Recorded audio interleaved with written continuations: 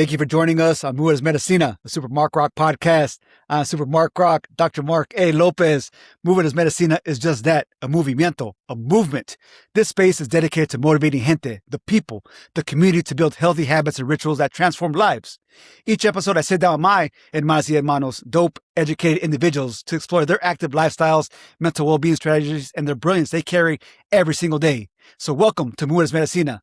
And speaking of dope, educated individuals, I am joined by the OG movement enthusiast, Dr. Bryan J. Cook, a dope, educated individual, brother. Welcome to Medicina, hermano. Thank you for being with us this evening. No, thank you for having me.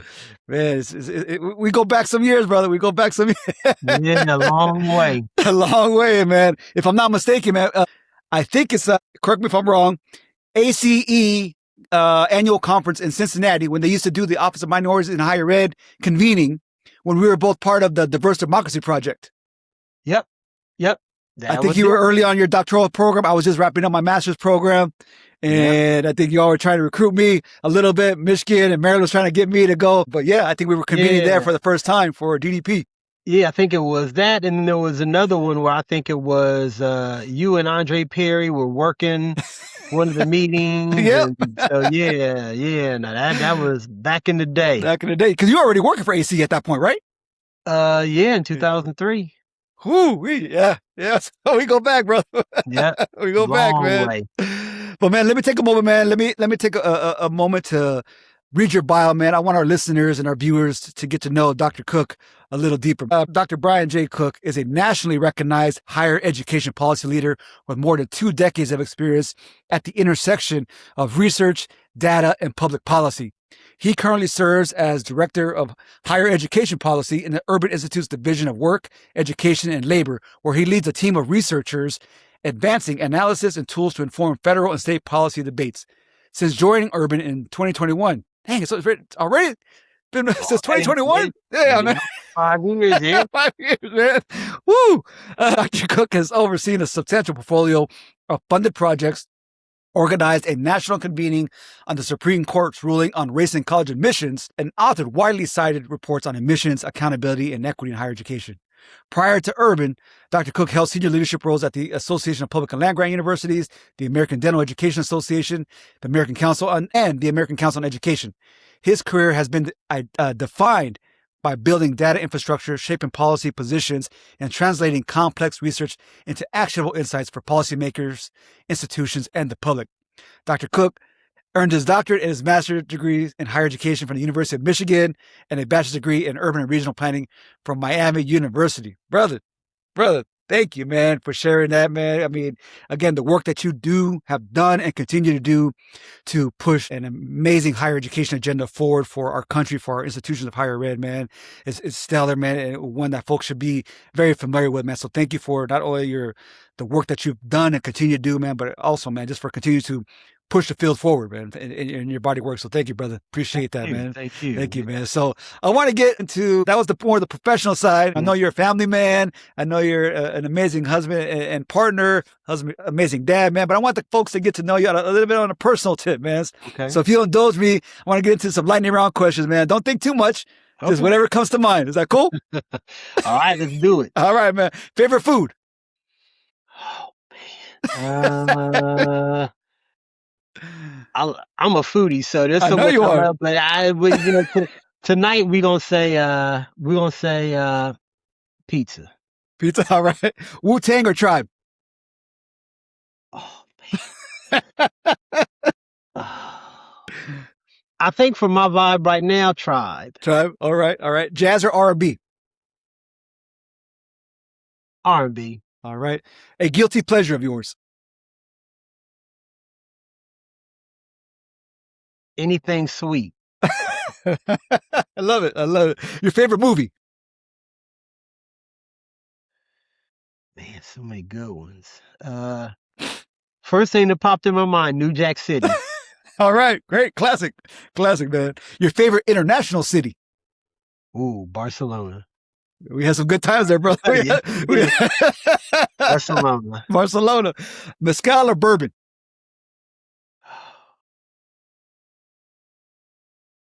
I gotta go mezcal. Mezcal. All right. Your favorite dish, because I know you're a foodie. I know you're an amazing cook as well. Your favorite dish you like to cook at home. So I love to cook breakfast, and the dish that I have perfected is bourbon French toast. Woo! Gotta share that recipe, man. Gotta share that recipe and love me some Hmm. French toast, brother. Where y'all traveling to next? Hmm. Right now, the plan is Japan. All right. All right. I've heard amazing things about Japan, man. It's on Yeah, our list. It's on our list as a well, man. long flight. It's That's a all. long. Exactly. Your go-to hype song during a workout. Go to hype song.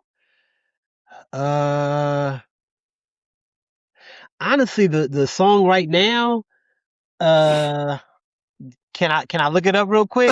Because I honestly don't know the name of the. I'm trying to remember the name of the artist, but it's not something that you would expect from me, and it's probably not anything that you've actually even heard.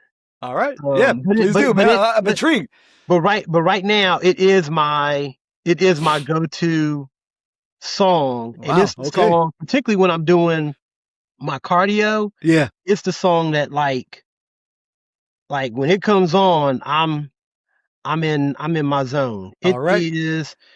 It's called Blessings by Calvin Harris and Clementine Douglas. Hmm. It's not a And it's remake a, from. It's not a remake of Chance the Rapper's Blessings, is it? no, I don't No. think so. Please No. share it, man. When you get a second, I'm intrigued because I know we're Yeah, both yeah. music heads, man. And And this is an up tempo song. This is okay. this song is probably like 110, 115 BPM. So Okay. with Okay. that, but yeah, when I'm on the Blessing. cardio and I'm struggling and that comes on, I can put it in the next gear. All right, man. Yeah, please share it when you get a second. I'm intrigued. And lastly, man, when are we going to schedule that run, fam? I mean, that first run, I know you have some cardio in you and you do run. So when are we going to get it in, man? When are we going to schedule something? Because I know So our homie's trying to get us to do high I rocks know, with him. I know, I know. I'm not there yet. I'm not. I'm not there yet. So so uh so I did the Army 10 miler. Man, at this point, that's got to be 10, 15 years ago, with the Mm. intention of doing the Marine Corps Marathon. And after I did the 10 miler, I was like, why would I want to run another 16.2 miles? Like, that 10 miles, I'm good. I am good. And so never got around to running the marathon. Um, but would love to get back into it. Once I get past this herniated disc and this bursa injury, and can actually start logging some miles, we can make it happen. All right, brother. All right, man. I'll be waiting, man. I'll be waiting for that phone call, that text to come through, man. I'll be waiting.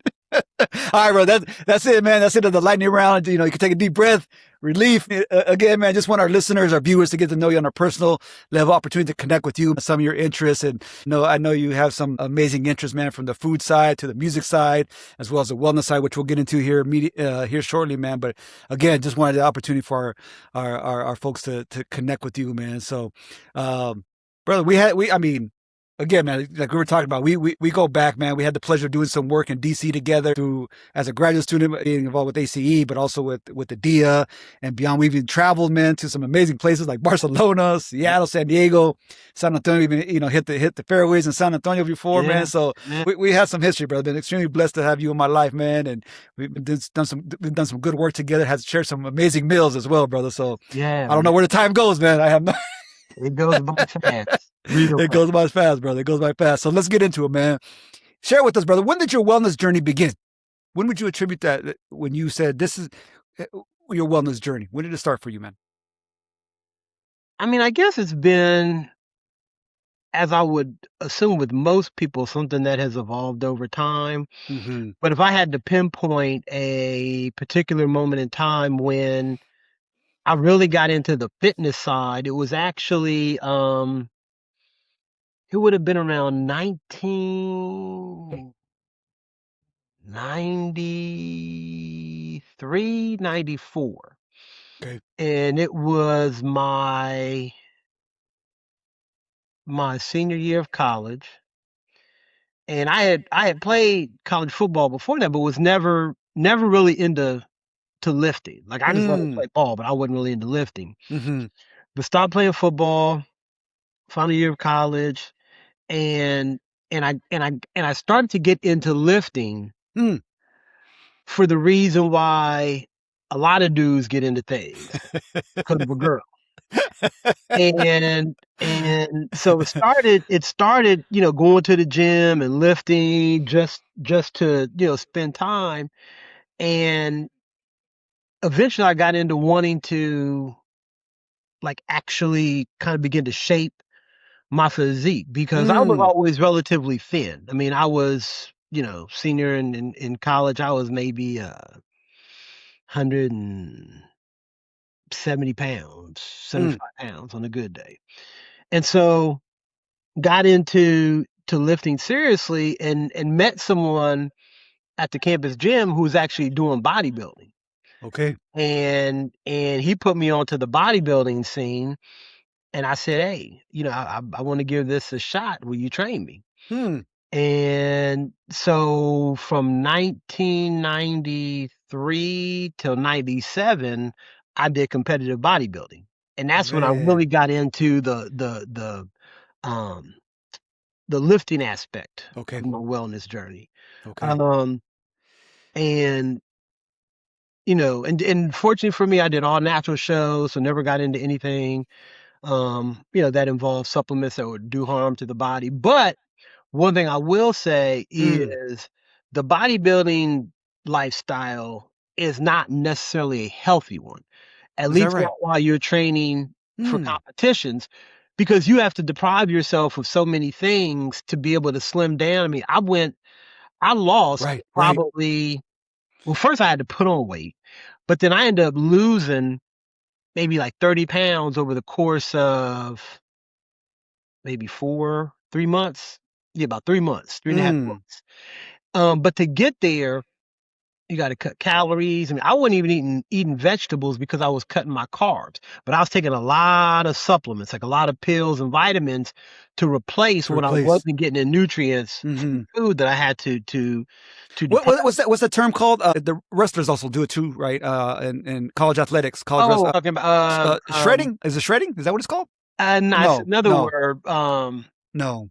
Is that what it is though? Is that what you're talking about? Like But when you. that's essential. Well, so yeah, so you're trying to reduce body fat while retaining muscle. Mm-hmm. And so you go through the diet phase, and now the last couple week or the last week, Mm-hmm. right before your show, when you want to peak, you gotta eliminate water. You got to flush water from your body.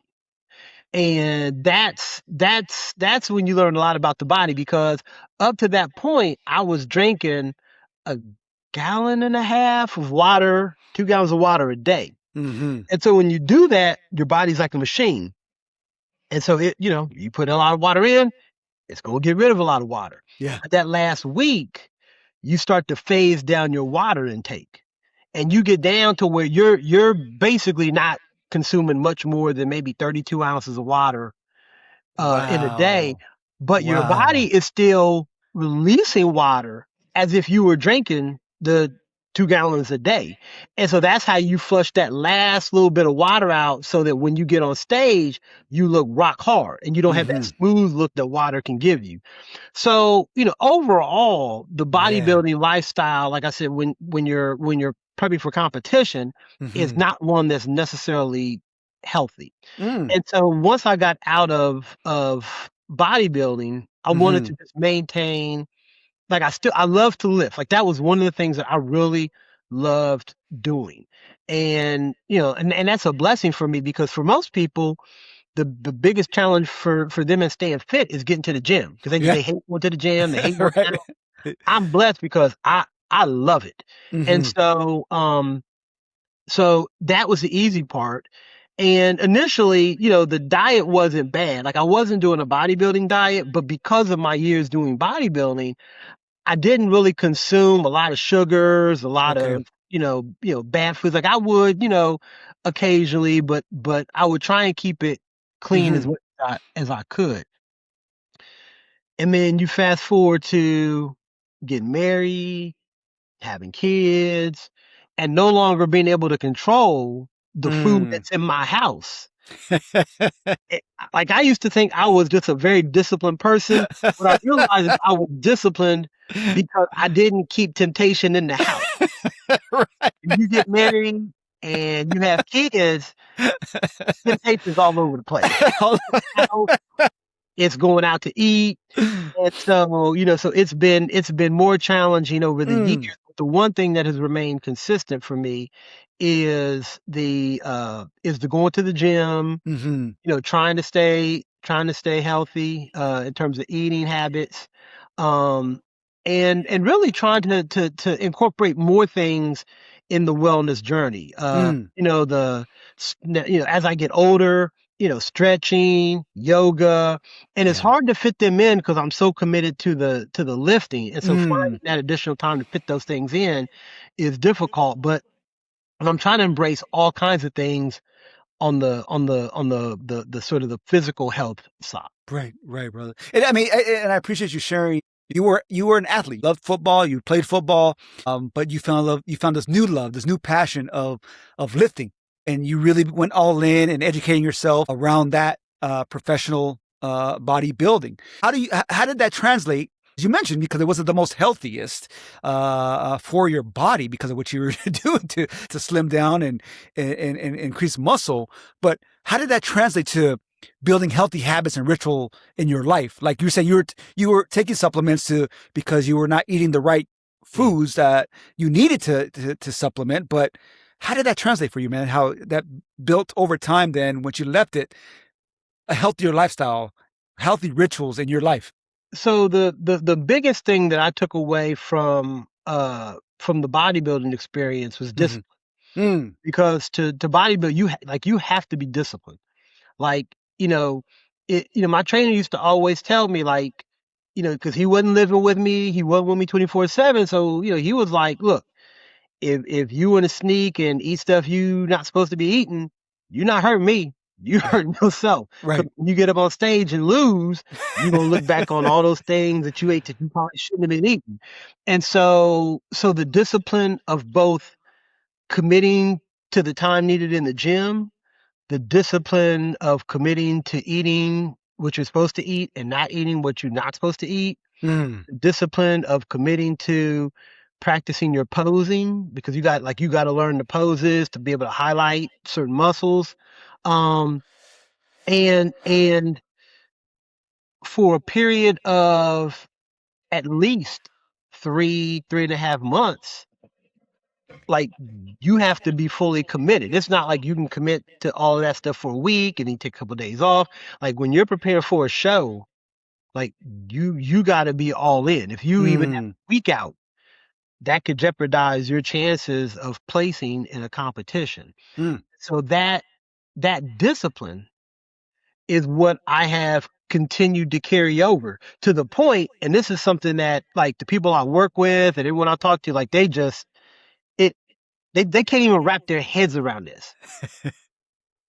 But you know this already. Yeah. I get up at 3:30 every morning to go work out. I'm in the Hmm. gym by 4. And people are like, "Wait, what? You wake up at 3 what?" 3:30 Yeah. in the morning because again, being a husband, a father, a professional, that's the only time of day that's mine. Mm. Any other time of day, working out becomes secondary. And I gotta Mm. fit it in around being a father, being a husband, being a professional. And you don't control that. What I can control is what I do between 3:30 and 6 in the morning. So I am committed to working out to the point that I will go at 3:30. I'll get up at 3:30 and be at the gym by 4 if that's the only time I can do it. And my ability to do that Hmm. ties back to the discipline The discipline that part. I learned from being in bodybuilding. Mm. No, I love that. And I mean, again, early on, building those healthy habits and rituals for yourself and the Mhm. discipline is so key. As you mentioned Mhm. earlier on in our conversation, that the hardest part is going to the gym. So many people do this is Yep. showing up Yep. to the gym. And that's Yep. one of the loves that you love. I mean, that you have is you Mhm. love the gym community, you love the gym culture. And Yep. that is your sacrifice, if you will, is waking up at 3:30 in the morning because it is my me time. And I think that's Yep. something we don't hear enough of is that carving out that me time. You wear a lot of hats, man. You're a father, you're a partner, husband, you're a professional. You know what I'm saying you have extracurricular activities with the family. That is your me time. And one thing that we don't see enough is how do we carve out that me time Right. for And health? For yeah. And related to that, my getting up at 3:30 in the morning is one of the ways I embody something that I like a mantra of mine that I've been telling people since I was an undergrad back in college, which is, because people always say, I don't have time to do this, I don't have time to do that.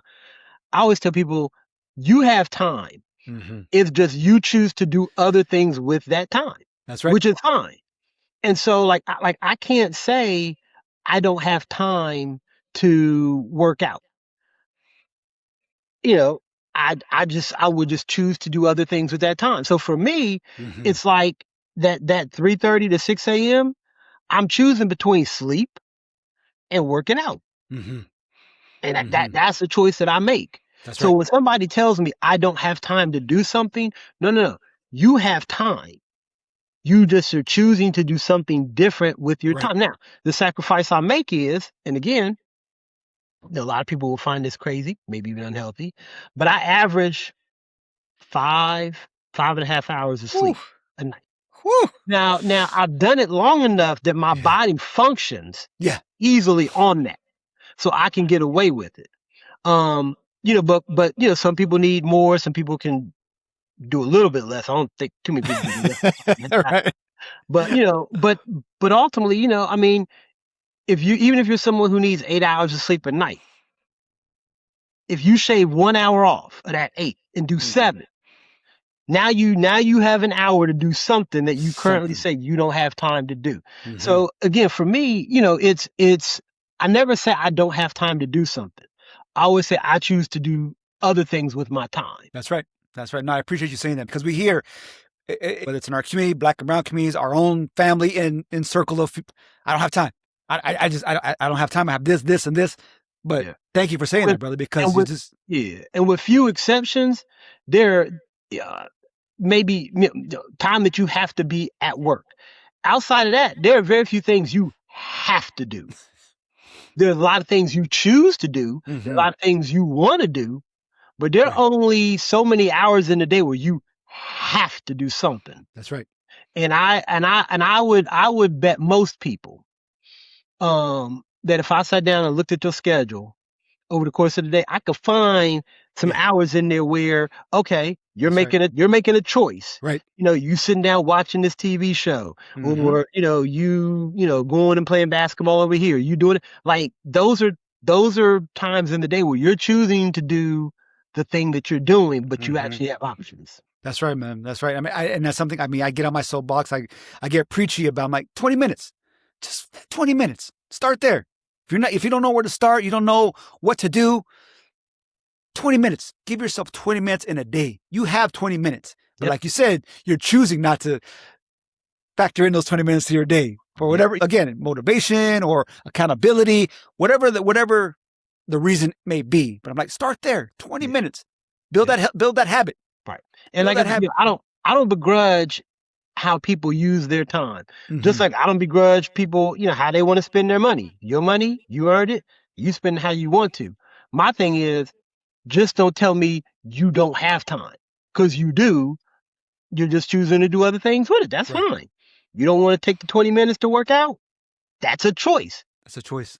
But hmm you have it. You have that 20 minutes. You That's just right. have to give something up to do it. That's right. That's right. I appreciate you saying that, man. And I want to dig into a little bit on the discipline, please. The discipline piece that you mentioned, and I agree with you, which is a critical piece to maintaining a healthy and active lifestyle. What lessons would you say, other than discipline, from competitions have that carried over into the way you approach wellness, your mental health, your career, your daily life as a partner, as a father? What other lessons did you learn from that, man? From the bodybuilding experience. Mm-hmm. Um, I mean, some of it is also the mental toughness Mm. and knowing that you can push yourself through things. It's interesting. Someone who's played. In high school, I played 4 sports. I played football and soccer, which in Ohio were in the same season. So I was fortunately good enough in soccer. In the high school I went to, the team was bad enough in soccer that I went to football practice and would leave football practice and go straight to the soccer games and play. I didn't have to practice for soccer because I was better than most of the people on the team. But I did football, soccer, basketball, and baseball. Mm. High school, played played football in college, um, and of all the things I've done, bodybuilding was the hardest thing I ever had to do, Okay. and it was because it was the mental challenge. Mm-hmm. The you know the the the diet and the working out take discipline, Yeah. but the mental strength it takes to not only not allow yourself to eat things that you want and that you're accustomed to eating. Mm-hmm. But it's not like when I was bodybuilding, particularly in college, that, I went and sequestered myself, somewhere in a room for, 3.5 months. I'm still going out with friends. I'm still hanging out. They're eating whatever, they drinking. And I'm sitting there like, Right. Yeah.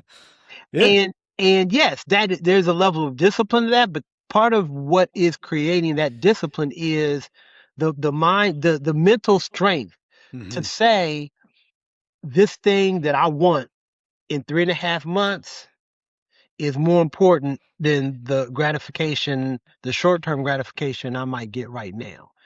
That's right. And that that mindset, that mentality has helped me through, raising 2 kids where, and I was just thinking about this today because someone that I work with just had the birth of their first child.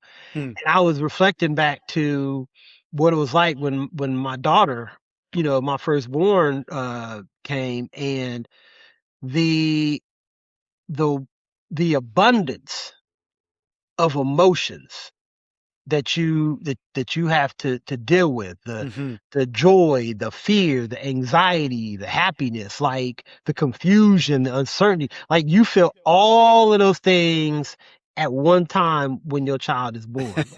And going back to my bodybuilding days and the mentality that I had to have Mm. to be able to, again, restrict what I was eating. But it's not just that. Like when you start cutting your calories um at a significant level, working out becomes harder because you don't have the energy. Energy. That's right. On the energy. That's right. And so it's not just I got to deprive myself of food that Mm-hmm. I want, that my mind wants. But as I'm cutting calories, I still got to maintain the same level of intensity while I'm working out. Yeah. And so the mental fortitude you have to do that Mm-hmm. again over 3.5 months. I began to apply it to all kind of life situations. So again, the birth of my first child, and all the mental challenges that you go through, and the emotions and everything, and I could just tie it back to, look, I know I can deal with this because I did this other stuff. You Mm-hmm. deal with stuff at work all the time where people test you, and you have to have that mindset, that mentality of, you know what, like I'm focused on this thing over here. Yeah. And so for me, it's always like, going back to bodybuilding, I can't eat, everybody over here is eating and drinking. I can't do it because I'm focused on this here. Mm-hmm. Same thing with all these other situations. Somebody's stressing me out. Look, that's over here. My goal is here. So Mm. I can't be worried about that. And so I attribute that mentality to my experiences in bodybuilding. No, I love that, man, and I agree with you. I mean, I think that's one of the reasons why I fell in love with running, where I was not a runner, as you well enough, man. I wasn't. I did occasionally here and there, try to stay eat somewhat healthy, but fell in love with this running community, man, and the running space. And I think that's what, like you said, what helps me remain disciplined is the training mode that is very different from working out. Mhm. Because I mean, as you continue to have your workout regimen, very different from when you were training to compete Yep. in a bodybuilding session. So Yep. for me, that helps me remain accountable. I have, like you said, have my goal set, my eyes set on this goal that I can't be messing around with this, or this. So I got to remain disciplined so I can get here. I can't be eating anything that I want because that's going to impact my training Yep. for whatever race I have coming up or signed up for, man. So I appreciate you saying that because it is so true. I mean, it helps you remain focused. It gives you that mental fortitude that we can do hard things. And I think Yep. that's, I mean, that's one thing I've learned in distance running is that we can push our bodies to do hard. It's amazing, amazing specimen, man, that we can do these hard, Yep. difficult things, man. Yep. But Exactly. let me, I want to tap into to your point of you're a girl dad. You have two beautiful children. How have you instilled wellness into their lives, man? I know they're still younger, but I know this is well. You practice daily. You all eat well. You hit the gym daily. How have you begun to instill that as culture and values into your home, man? I mean, the way that I typically do things like that is by example. And so, my kids, they see me getting up bright and early, Mm-hmm. to go work out. But I remember there was a period um when I wasn't like when they were first born, there was a long period where I'd stopped going to the gym just because of when they were first born, the the the challenge of learning how to be a parent, with the because then, kids don't come with no manual. So, Right. the challenge of that, like, I had to forego going to the gym, and so all Mm-hmm. my time was spent, trying to learn how to become a parent. And so I actually got out of, um, the fitness space Okay. for a while. I mean, this may have been several years Okay. that I didn't have a gym membership. And then eventually I got back into working out at home. All right. I was doing like plyometrics and Mm-hmm. cardio. I was doing videos and stuff at home in the basement. Mm-hmm. And I'll never forget there was a stretch where my kids, when they still weren't sleeping through the night before you going to school, like they would get up when I would get up. And back then I wasn't getting up at 3:30. I hadn't had because back then when they were younger, I could still get up at like 4:30 or 5 and it'd be my time. And so but my kids would come downstairs and they would see me working out. And they would want to work out with me or they would just get on the couch and watch me work out because they just want to be in the room. Yeah. And so they've seen from early on in their lives like how important fitness is to Mm-hmm. me, what I'm willing to do to ensure that I'm able to, to have that as part of my life. On the dietary side, I got to give all the credit to my wife because she's the one who really pushes us to eat healthy. Because as I mentioned, that was the one thing I did kind of struggle with. Like the lifting thing, I got that down pat. Right. Right? I'm a foodie. I love to eat. And so, if it was just me and the kids, they would eat healthy, but not as healthy as with my wife here to keep us in check. Mm-hmm.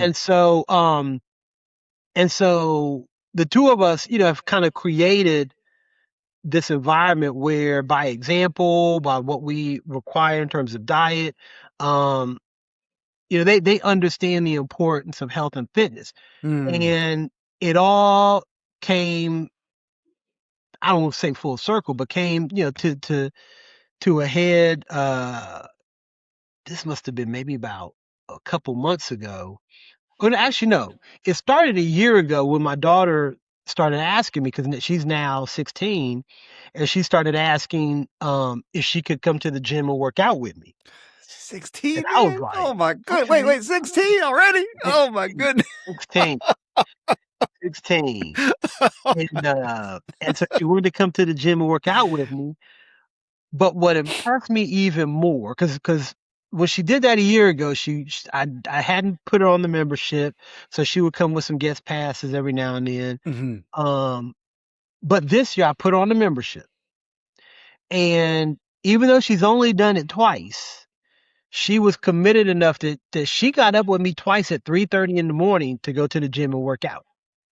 Now, how many 16-year-old teenage girls who aren't athletes, who aren't doing swimming or some other Hmm. early morning activity, how many of them voluntarily get up?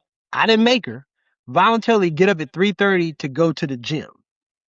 And all that comes from her seeing me do it and understanding that if you want to make this a part of your life and you understand how full the rest of your day is, you got to find that time in your day Love that, man. I that love it. that's yours Yeah. when you can do this.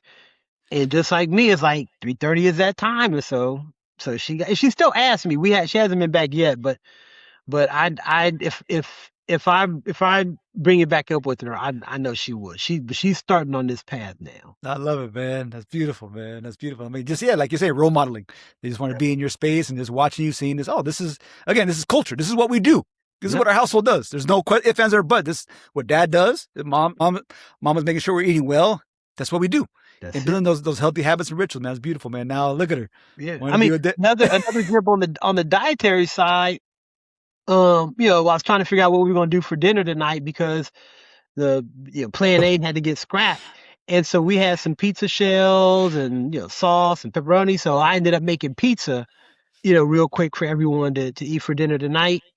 And my daughter, when we brought her pizza, she was like, "Can you all make me some broccoli too?" Again, how many 16 year Right. olds when they got pizza are on their own going to say, "Can you also make me some broccoli?" And Oh so man, yeah. she is there. Like she understands. She understands. She gets it. She That's gets it. beautiful, brother. That's beautiful, man. I love that. I love that. Thank you for sharing that, brother. The we know the research is clear around um, living a healthy and active lifestyle has profound effects on the mental health, cognitive function, mental well-being, and longevity.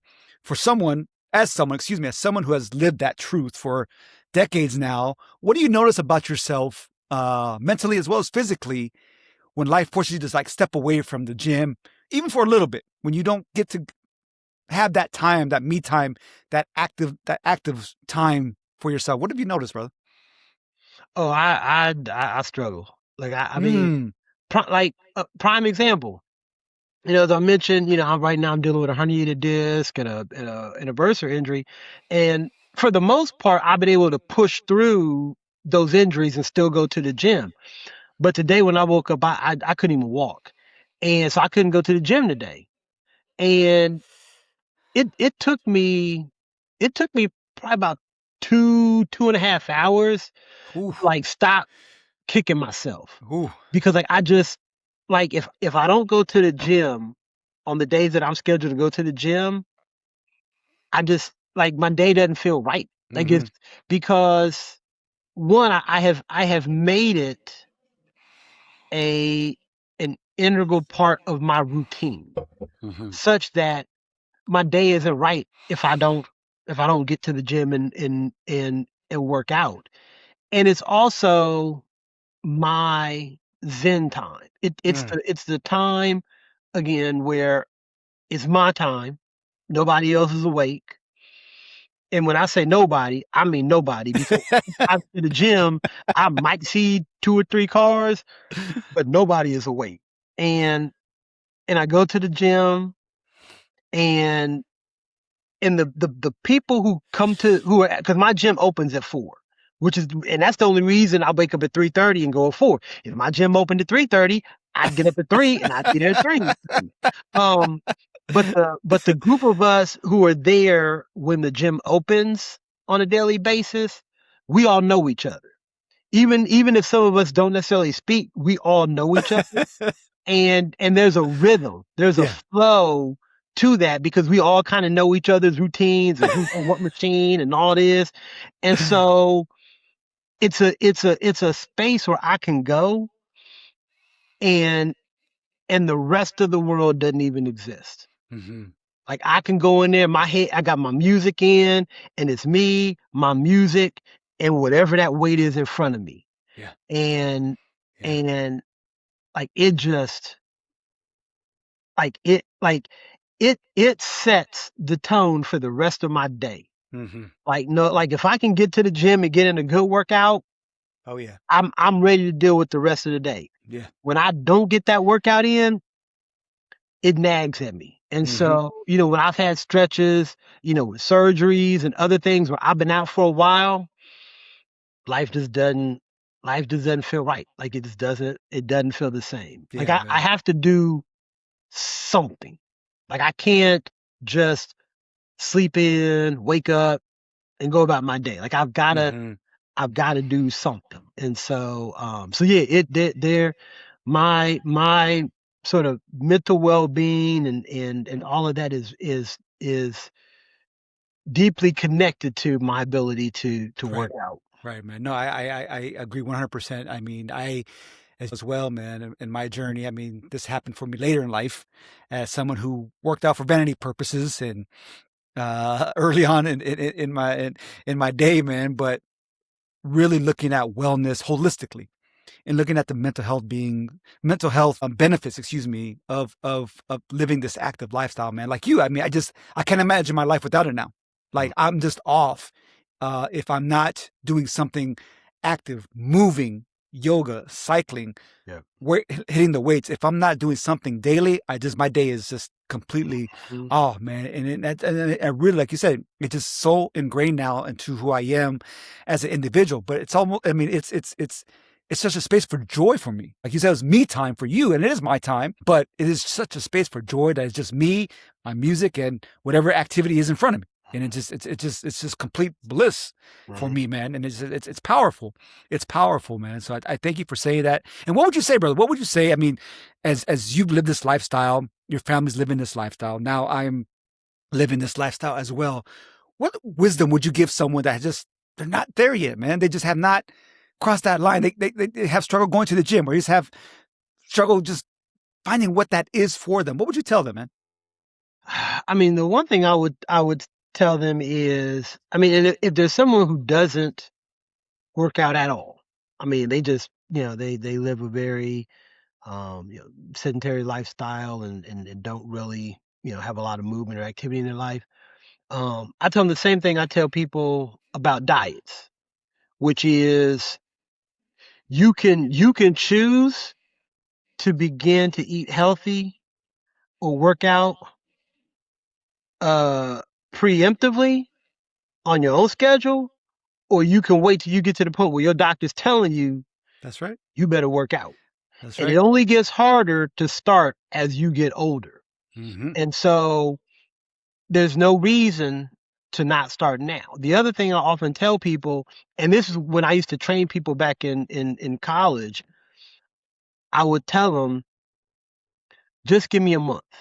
Mm. Give me a month. If you don't start to notice changes in the way you feel, in the way you look after a month, then you can stop. But just give me a month, because the thing that Mm-hmm. usually hooks people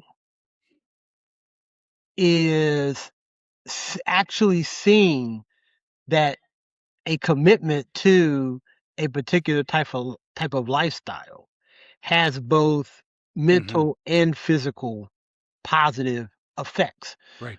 The Where people often get tripped up is, and this is the phenomenon you see, every, at least I do in the gym, every January. January. All the That's right. folks who got the gym membership for Christmas, who made the New Year's resolutions and all that, they come in January, and by February, March, they all gone. Mm-hmm. And the reason is because, one, a lot of people come in and don't really know what they're doing, Right. and two, they come in and they think, oh, I'm gonna work out today and I'm gonna be jacked, and they Yeah. you know they commit to maybe a week, two Mm-hmm. weeks, and they don't see anything in there, and so they start to weigh how they feel getting up, going Mm-hmm. to the gym, the fact that they are sacrificing, doing something else that they were doing during that time now to go to the gym and they're not Yeah. seeing anything. Yeah. And then people will just say, I'm just gonna go back because this working out thing. You got to stick with it. And Mm. so I tell people, give me a month. Give me Mm. If you do what I say and do what I do for a month, you're gonna see the changes. And then at that point, if you still want to go back to your lifestyle, that's your choice. Your choice. That's your choice. I love that, man. And I mean, one of the things that I mean, like we were talking about, man. I mean, just folks are just so quick to say they don't have the time piece, man. Don't have the time. But like you said, I love the fact that you're saying that if you're not making that decision, your physician will. Mhm. Oh, yeah. Your physician gonna tell you otherwise. Like, okay, you need these pills. You need to hit the exercise. You need to do cardio. You need to, Yeah. without a choice. And I love this quote. I do not know where I read it, but if we do not make time for your wellness, you'll be forced to make time for your illness. Oh, yeah. And I was like, yeah. mm, And I'll tell you one of the things that I get some of the most joy from is at the age of 56 going to my either primary care or the doctor who's doing the work on my herniated disc, mm-hmm, and and they tell me I'm in better shape than a lot of 30-year-olds that mm-hmm, they have coming in. When I was having my herniated disc issues, I initially thought it was a hip issue. mm, And so they did x-rays of my hip, and the doctor was like, "Nah, you in perfect health." Like you were, yeah, you and that brings me joy because a lot of this yeah, is yeah, I want to be able to live an active life of my choosing as I get older. right, And that doesn't happen by starting to work out when you get older. Like right, you got to take care of your body now mm-hmm, to have the body you want when you get older. that's right, And so, so for me, it's like I don't want a doctor telling me I have to start doing this stuff when I get mm-hmm, older. I'm gonna do it now. yeah, So that that's when I right, get older, I can choose to eat what I want to eat. I can choose to if there's some time I don't want to work out, I can do that. that's right, brother, that's right. I appreciate that, man. I'm going to take this conversation. I mean, something that I know that we have not talked about yet, and I know we're both music heads, man. We have this love, deep love for music. What should we be listening to right now, man? What should we be listening to right now? Oh, I'm the wrong person to ask about that because I'm old school. So, so for me, I still listen to new stuff that comes out. I listen to Drake, Kendrick, you know, um, who else? Wale. But most of the time, I am at earliest. I mean, at latest, probably mid 2010. But I spend most of my time in the 90s and the 80s. I go into the 70s. So, because my love for music knows no bounds. And so, Yeah. everything, like I said, everything from the 70s, some 60s, up through contemporary music, everything from hip hop, R&B, reggae to techno, house, some country. I mean, like music is music. Mm-hmm. And so, like, and to me, in terms of what people should be listening to, I take the same approach I do with my wine. Like, if you like it, it's a good wine. And whatever music is going to motivate you, I like it. that's good music. I like it. Hey, I it may like it, not be man. my flavor. It motivates you. That's what you should be listening to. I like it, man.